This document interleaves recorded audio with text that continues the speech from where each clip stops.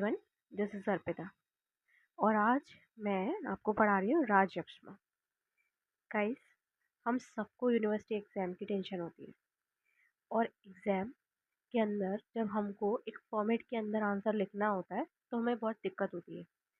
तो उसी प्रॉब्लम को सॉल्व करते हुए मैं आज राजयक्ष्मा पढ़ा रही हूँ। इस वीडियो के अंदर मैंने आपको राजयक्ष्मा को पूरा एग्ज़ाम पैटर्न में आपको कैसे लिखना चाहिए, निरुक्ति, संप्राप्ति, निदान, रूप, पूर्व रूप, पूरा फॉर्मेट चिकित्सा के साथ आपको बताया है सो दैट कि आपको ये व्याधि समझ में भी आ जाए और एग्ज़ाम पैटर्न में कैसे लिखना है वो फॉर्मेट मिल जाए। तो चलिए ज़्यादा टाइम वेस्ट ना करते हुए मैं स्टार्ट करती हूँ अपनी वीडियो को। Let's begin. राजयक्ष्मा। राजयक्ष्मा is the disease of king and it affects the king mood. राजयक्ष्मा क्या है? ये राजाओं की बीमारी कही गई है। क्यों? क्योंकि इसने किंग मून जो थे उनको इफेक्ट किया था। कैसे? जो किंग मून थे उनकी 28 वाइफ्स थी जो कि दक्ष प्रजापति की बेटियां थी। उनमें से एक जो थी वो उनको ज़्यादा प्रिय थी और वो ज़्यादा अट्रैक्टिव थी, तो मून का अफेक्शन उसके प्रति ज़्यादा था दूसरी रानियों के कंपैरिजन में। पर क्योंकि दक्ष प्रजापति की वो सभी 28 बेटियां थी तो उनको काफ़ी दुख होता है और बुरा लगता है कि क्यों ये जो किंग मून है वो सिर्फ एक बेटी को ही इतना प्यार करते हैं, सबको क्यों नहीं करते। तो उनका जो गुस्सा है उसका एक फॉर्म राजयक्ष्मा है। तो उन्होंने पनिश किया एक तरीके से या पाप दिया, ऐसा आप समझ सकते हैं किंग मून को, और उनको क्या हुआ? राजयक्ष्मा। चलिए अब इसकी निरुक्ति देखते हैं। सबसे इम्पोर्टेंट निरुक्ति देखिए, राजच यक्ष्मा च राजयक्ष्मा ततो मता। इसका मतलब राजयक्ष्मा दो वर्ड से बना हुआ है, एक है राजा और एक है यक्ष्मा। राजा मीन्स रूलर, ओके, और यक्ष्मा means disease, hence it is the disease of king. It comes under महागदा व्याधि। महागदा व्याधि क्या है? जो त्रिदोष और सप्त धातु से होती हैं या उनको इफेक्ट करते हुए होती हैं, तो उन्हें महागदा के अंदर इंक्लूड किया गया है। एक और कोटेशन देखते हैं इसी में हम। राजयक्ष्मा रोग समूह नाम। इसका मतलब ये है कि राजयक्ष्मा क्या है? ग्रुप ऑफ डिसीजेज है। क्यों? क्योंकि इसमें रेस्पिरेटरी सिस्टम से रिलेटेड हमको सिम्टम्स आते हैं, साथ ही साथ जनरलाइज सिम्टम्स भी होते हैं बॉडी के अंदर। कुछ सिनोनिम्स देखते हैं। क्रोधा।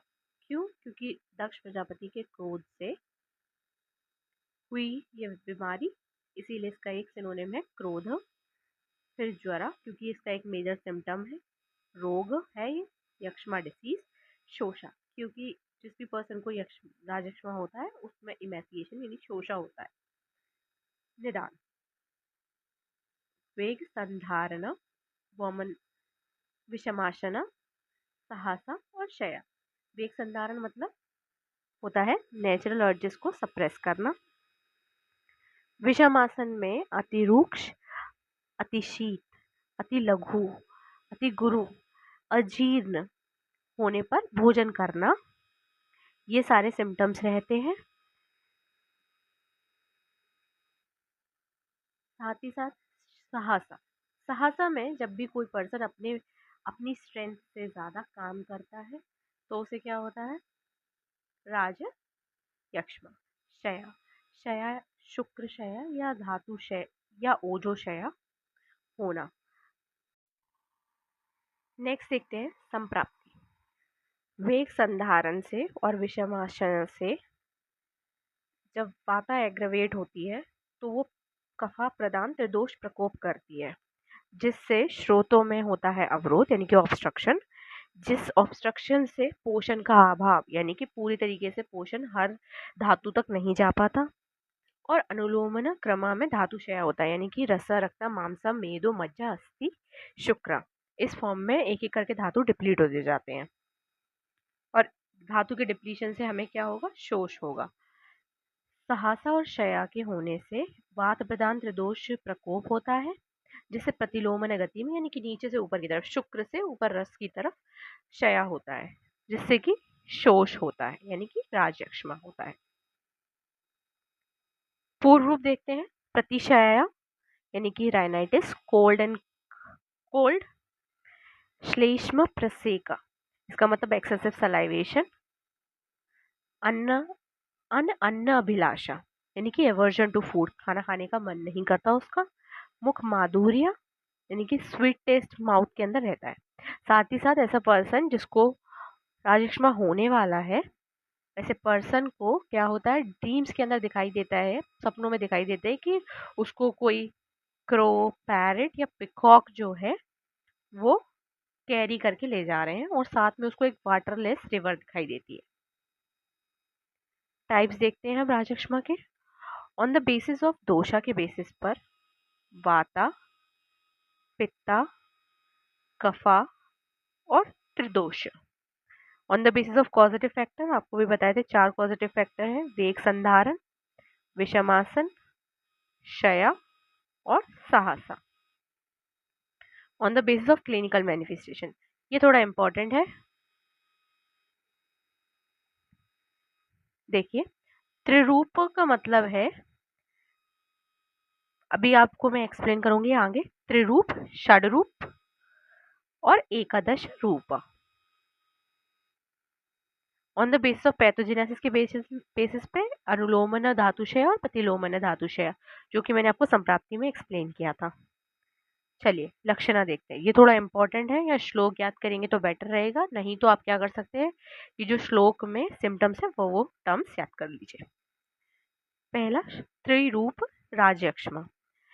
अंश पार्श्व अभितापश्च संताप करापादयोः ज्वरा सर्वांगश्चेति लक्षणम राजयक्ष्मणः।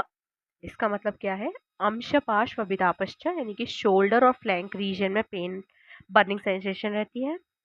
कर और पात यानी कि हैंड्स एंड फीट के अंदर भी बर्निंग सेंसेशन होती है। ज्वर यानी कि ऑल ओवर बॉडी में क्या होता है, फीवर आता है। षड रूप देखते हैं। षड रूप में कांसु, ज्वरा, पार्श्व शूलम, स्वरा वर्चो, गदो अरच्ची। कांसो मतलब कॉफ, ज्वर मीन्स फीवर, पार्श्व शूल मीन्स फ्लैंक रीजन में पेन, स्वरा वर्चो। षड रूप देखते हैं। कांसो, ज्वरा, पार्श्व शूलम, स्वरा वर्चो, गदो अरुचि। कांसो मीन्स cough, ज्वर means fever, पार्श्वशूलम pain in the flanks, स्वरा वर्चो गदो, इसका मतलब hoarseness in the voice, और वर्चो मतलब अतिसार यानी कि डायरिया। अरुचि means anorexia. तो ये हो गया आपका 4, ये हो गया 5 और अरुचि मीन्स 6। अरुचि मतलब एनोरेक्सिया, जो कि छठा सिम्टम हो गया। एकादश रूप, कासो अंश संतापो, वैश्वर्यं, ज्वरः, पार्श्वशिरोरुजा, चर्दनं, रक्तकफयोः, श्वासवर्चो, गदो, अरुचिः। Kasa means cough, unsantapu pain in the shoulder, burning sensation in the shoulder region. वैश्वर्य मीन्स hoarseness यानी कि गले में खराश होना, गला खराब रहता है। ज्वर फीवर, पार्श्व और शिरोरुजा यानी कि फ्लैंक में पेन और सिर में भी हेडेक भी होता है। चर्दनम कफ, रक्त कफयोहा, इसका मतलब वॉमिटिंग होती है, किसकी, रक्त की और कफ की। श्वास मीन्स डिस्निया होता है। वर्चो means again hoarseness in the voice, वर्चो गदो, और अरुचि यानी एनोरेक्सिया। ये हो गए एक त्रिरूप, षडरूप और एकादश रूप। ट्रीटमेंट देखते हैं। दोषाधिकानां वमनं सस्यते विरेचनम्, स्नेहन स्वेदोपपन्नां सस्नेहनं यन्न कार्शनं, शोषि मुञ्जते गात्राणि, पुरीशंसनादपि आबल अपेक्षणिं मात्रम किम पुनर्यो विरेच्यते। इसका मतलब ये है कि दोषों के अधिक होने की वजह से ये व्याधि हमें होती है, तो इसीलिए हमें क्या करना है, इसमें स्नेहन और स्वेदन करना है। क्या करने से पहले? वमन और विरेचन करने से पहले। वमन और विरेचन में जो भी हम द्रव्य दे रहे हैं उसमें हमें हमेशा स्नेहन ऐड करना है, स्नेहा को ऐड करना है, जिससे कि फर्दर इमेसिएशन यानी कि कार्शना ना हो पेशेंट को। साथ में थर्ड लाइन में हमको ये समझाया गया है कि अगर पेशेंट लूज स्टूल पास करेगा तो क्या होगा, फर्दर ये क्या होगा, शोषा कॉज करेगा, शोषणा होगा, तो ऐसा हमें नहीं करना है। इसीलिए हमें बल की अपेक्षा करते हुए पेशेंट की यानी कि उसकी स्ट्रेंथ कितनी है उस अकॉर्डिंग जो विरेचन है उसकी डोज को डिसाइड करना है। साथ ही स्ट्रॉन्ग परगेटिव्स नहीं देने हैं। कुछ शमन औषधि देख लेते हैं। शीतोपलादि चूर्ण, जीवंत्यादि घृता, तालिसादि चूर्ण, तालिसादि गुटिका। देखिए नीचे, अजामांस रसा अलोंग विद पीपली यवा कुलत्ता नागरा दादिमा और आमला के साथ। वरुणादि मध्य दे सकते हैं, पंचमूला सिद्ध जला दे सकते हैं। अगर सिम्टम है दाह का तो हमें चंदनादि तैला यूज करना है और षडदंत घृत यूज करना है।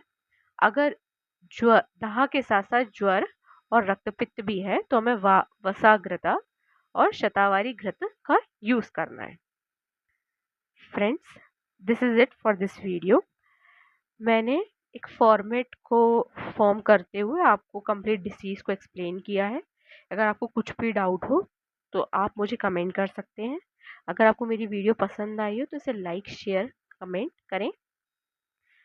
गाइस, एक चीज़ मैं आपसे पूछना चाहूँगी, यहाँ पूर्ण रूप के अंदर मैंने आपको जो सिम्टम्स हैं उनका कुछ मॉडर्न कोरिलेशन बताया हुआ है।